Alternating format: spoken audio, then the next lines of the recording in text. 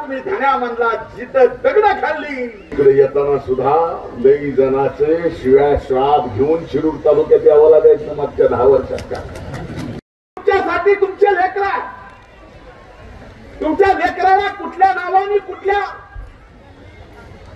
टोपण नावाने बोलवावं हे तुम्ही ठरवावं. पण लेकरं म्हणून आम्ही तुमची जबाबदारी आमच्या खांद्यावर घेतली आहे की आम्ही सर्वांनी. इतक्या दिवस तर तुम्हाला अडचण होती, मी इकडे हुकलोय.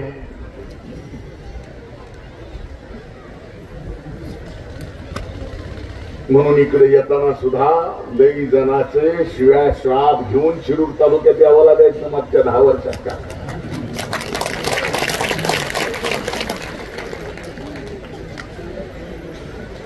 पण एक आहे ज्याच्या नियत साफ असते, त्याच्या सोबत नियती असते. ज्या तुमच्या या धान्याने, ज्याला तुम्ही धान्या म्हणला जिथं दगड खाल्ली, त्याच गडाच्या पायरीचा दगड मला होता आलं. याच्यासारखं भाग्य कुणाचं. माझी नियत जर साफ नसती तर या संत महात्म्याचा आशीर्वाद माझ्या पाठीमागे नसता. आणि आज ज्या ताठमाने तुमच्या समोर उभा आहे, ही ताठमान कधीच नसती. हे आज आवर्जून मी या ठिकाणी सांगायला आलो. न पद न प्रतिष्ठा, बाबा इथं आलो, शब्द दिला.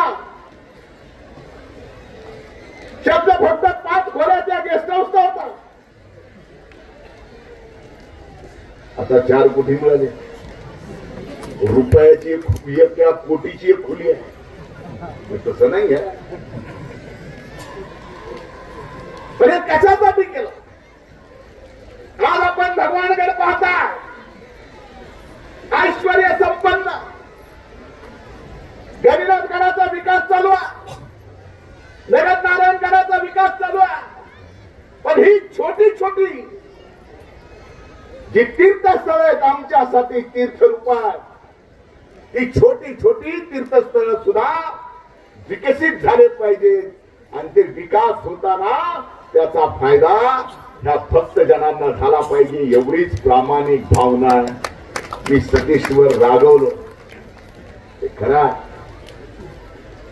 मला आजच्या दिवशी या कार्यक्रमाला यायचं नव्हतं. माझ्या जीवनामध्ये मी एक नियम केला.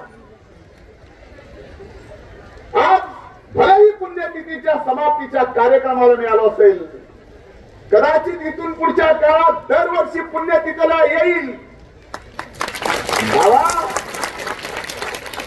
मला भाषण करायला लावू नका, कारण अध्यात्माच्या व्यासपीठावर भाषण मी करावं एवढा मोठा मी नाही आणि न कधी समजणार.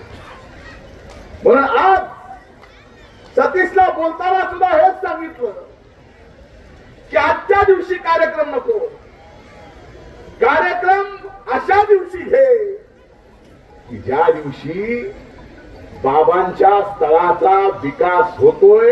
हे खंडूजी बाबांच्या भक्तांना ज्या वेळेस लक्षात येईल, पुण्यतिथीमध्ये सगळे भक्त भाविक झाले जमा, म्हणून आपण कार्यक्रम घ्यावा असं नाही.